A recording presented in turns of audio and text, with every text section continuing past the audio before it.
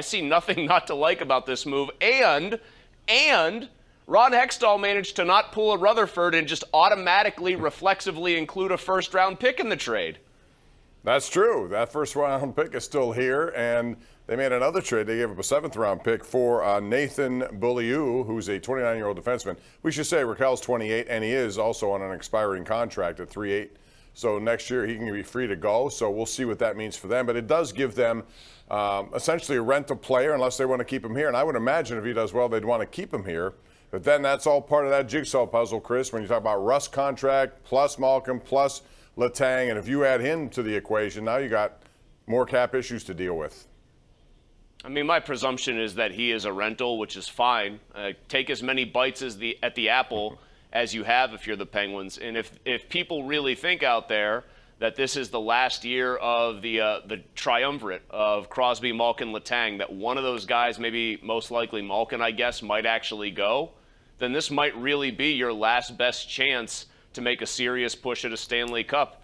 So who cares if Raquel is here for 20-some games and then a playoff run? If you actually hoist the cup, he can go and get himself paid off if he has a good playoffs. That's fine. It doesn't have to be here. This all has to. The phrase "there is no tomorrow" is basically most applicable to the Penguins because they're on a ticking clock. Yeah, no question about that. And if it does give him a little insurance, if Brian Russ prices himself way out of the market, Raquel could be a guy that they would retain and give him a new contract because he's younger than Brian Russ. There are a lot of wild cards in play, but for now, they need to compete with what Florida did.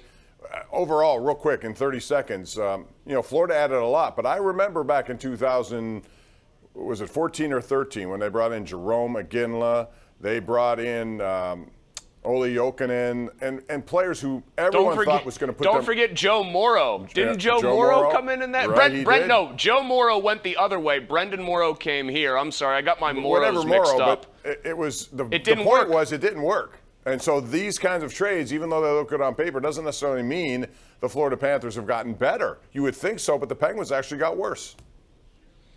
Well, yeah, I mean, I think that the key here, as we saw with, the Chris Kunitz deal, you remember that one, obviously, one that worked out, is fit, especially when you have a pretty star-laden team, and that's really what the Panthers do have. I know that's kind of funny to say out loud.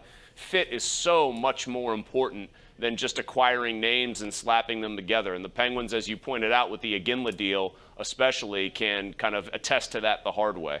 We got to take a break. We want your phone calls, 412-575-2600. That is the magic number to call. We'll take those calls when we continue. We're right here live, Pittsburgh CW and 93.7 The Fan on a simulcast. This is the Ireland Contracting Nightly Sports Call on a Monday night in Pittsburgh.